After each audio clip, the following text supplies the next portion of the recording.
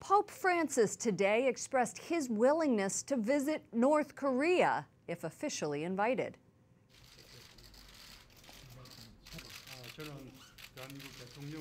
The Holy Father met with South Korean President Moon Jae-in at the Vatican today. Moon had conveyed North Korean leader Kim Jong-un's desire for a papal visit.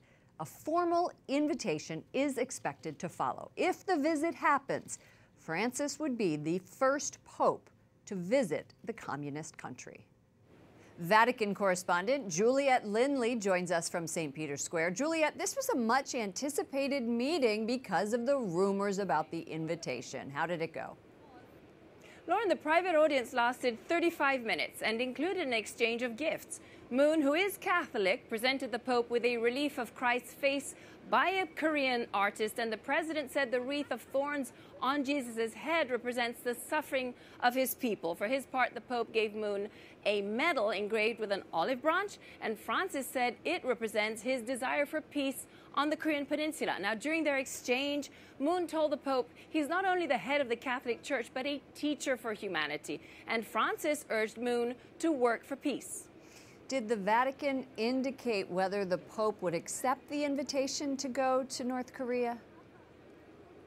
Lauren, according to the Office of President Moon, Francis indicated he's willing to visit the communist country, but the Vatican did not confirm that. Usually there's a long protocol before announcing a papal visit, Lauren.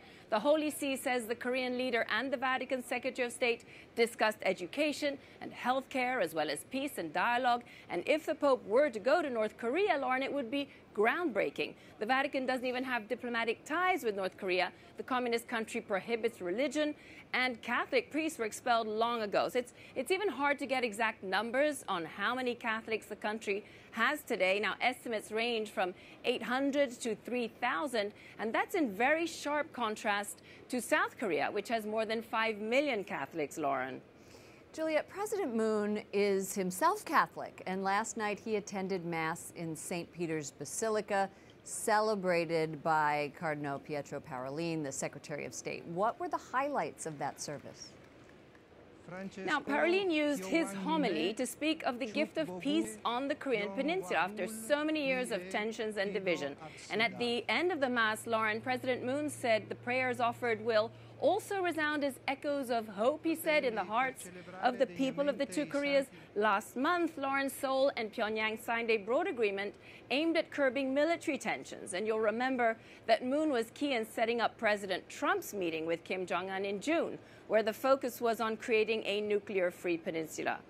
North Korea has tried to get a pontiff to visit in the past unsuccessfully. What happened? Indeed, Lauren, back in 2000, Pope John Paul II received an invitation to visit, but that never materialized. And the Vatican, until now, has always insisted that a papal visit could only be possible on condition Catholic priests were accepted in North Korea.